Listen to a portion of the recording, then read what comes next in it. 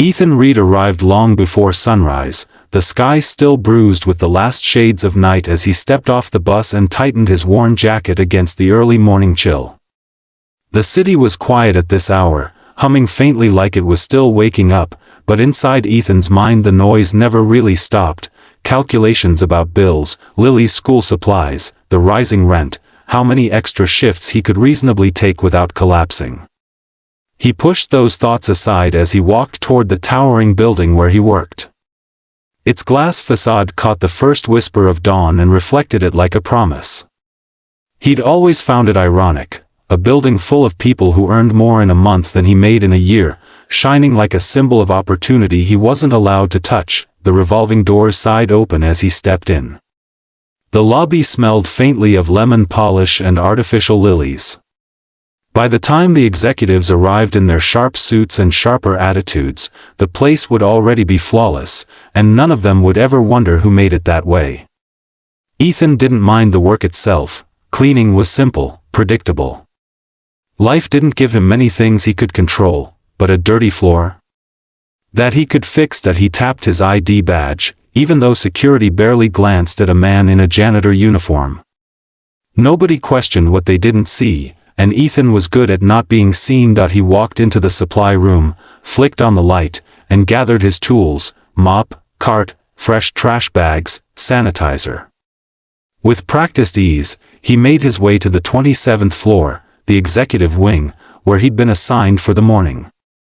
It was always strange walking through spaces designed for people who treated him like furniture with hands. Plush carpets, glass offices, minimalist art pieces hung on the walls that probably cost more than his entire year's salary. Every detail screamed money. He pushed his cart toward the large conference room, already knowing what to expect. Today was the international deal meeting. He'd overheard enough during his late shifts to understand it was important, bigger than the usual corporate chatter he mopped around. Something about foreign investors, new markets, major risks. People had been stressing over it for weeks. He didn't know the specifics, didn't need to. All he knew was that he had exactly 30 minutes to clean the room before it would fill with power suits and perfume that cost more than his groceries. He pushed open the door, flicked on the lights, and took in the wide space. The conference table stretched long and glossy, the chairs arranged neatly around it like an army awaiting orders. The panoramic windows overlooked the city, lights flickering across the skyline like a constellation of possibilities. It was beautiful, in a cold kind of way. He started wiping down the long table, his movement steady and efficient. Wipe, rotate cloth, wipe again. As he worked, his thoughts drifted, as they always did, to Lily. Her smile last night had been unusually strained. She didn't complain, not like other kids her age might. She didn't whine when he forgot to buy her favorite cereal or when he had to miss another school event because of his shift. But her eyes, God, her eyes spoke loudly. They'd spoken last night when she asked, "Daddy, do you think we could maybe go to the zoo this weekend? If you're not too tired?" And he'd said yes, because what kind of father tells his daughter no to something so small? But in the back of his mind, he was already calculating the cost of tickets, bus fare, food, and wondering if he could stretch what he had left until next payday. Being a single parent wasn't just about love, it was about sacrifice, and most days Ethan felt like he was held together by nothing more than stubbornness and tape. He wrung out his cloth and moved to the windows, wiping the glass even though it barely needed it. He was halfway through when he heard laughter echoing down the hallway. Loud, obnoxious laughter belonging to people who'd never had to choose between electric bills and groceries. A group of young executives rounded the corner and entered the room. Ethan didn't turn around. He kept cleaning. Being invisible was easier than acknowledging the sneers, the whispers, the jokes that weren't even masked as whispers. "Wow, early start, huh?" one of the men chuckled. His voice was coated in smugness, the kind that came from expensive schooling and zero hardships. Another chimed in, "What time do you even sleep, man? Or do janitors just recharge like robots?" Ethan kept wiping. He concentrated on his breath, slow and steady. He'd learned long ago that responding rarely made anything better. Dude, leave him. He's probably used to it, another laughed. Imagine if your life was cleaning up after other people. They laughed harder. Ethan felt the flicker of heat rise in his chest but stamped it down. He had a daughter to raise. Job stability mattered more than pride. Then Lucas Gray entered. The laughter quieted but didn't disappear. It sharpened, like they knew the show had arrived. Lucas walked like the floor belonged to him, like the air parted for his convenience. He wore a tailored suit and a smirk that seemed stitched onto his face. Lucas was the kind of man people listened to even when he said nothing, simply because he came from money and power and moved through life like the world owed him applause. In his hand was a thick file, cream paper, embossed seal, the kind of official document that screamed expensive, important, confidential. Lucas paused when he saw Ethan cleaning near the windows. "Oh, perfect," he said loudly. As if he'd discovered a prop at the right moment. Ethan froze for half a second, then resumed.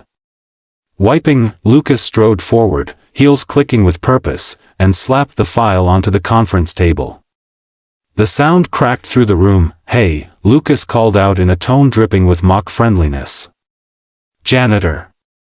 Ethan turned, slowly, as though movement itself were a careful decision. Lucas gestured at the file. "Translate this and my salary is yours."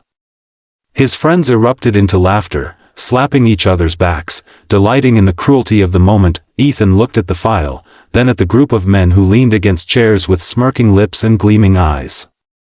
They expected confusion. They expected embarrassment. They expected him to shrink under their gaze like he had no right to stand upright in their world. He didn't touch the file yet.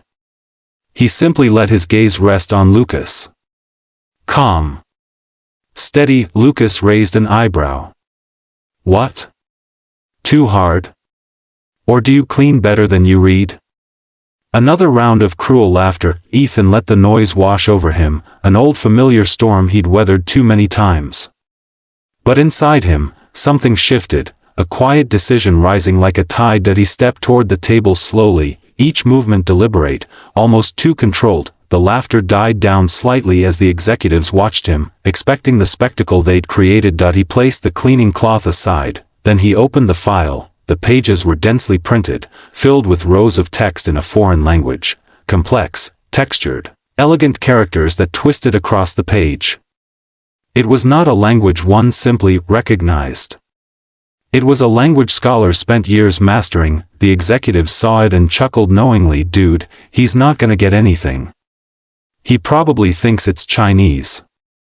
Ethan scanned the page, his eyes moving smoothly, not hurried or confused.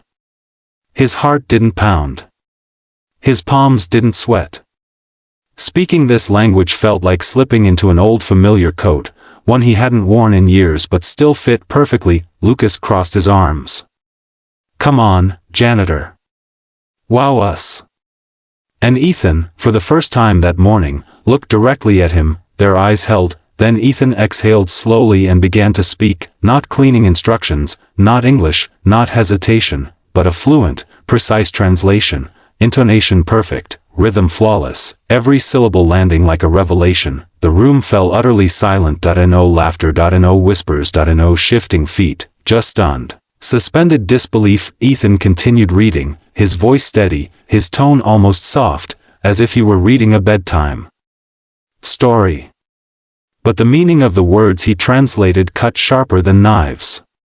Technical phrases. Legal terminology. Financial implications that would take most executives hours to decipher. He turned another page, speaking fluidly. The executives stared at him like they were watching a ghost reveal itself. One man's mouth hung half open. Another blinked rapidly. Lucas's smirk slowly, painfully, slipped off his face. Ethan stopped only when he reached the bottom of the third page. He looked up again. The room surrounding him felt frozen, and only then did he start to reveal the truth buried in those pages, truths that would change everything.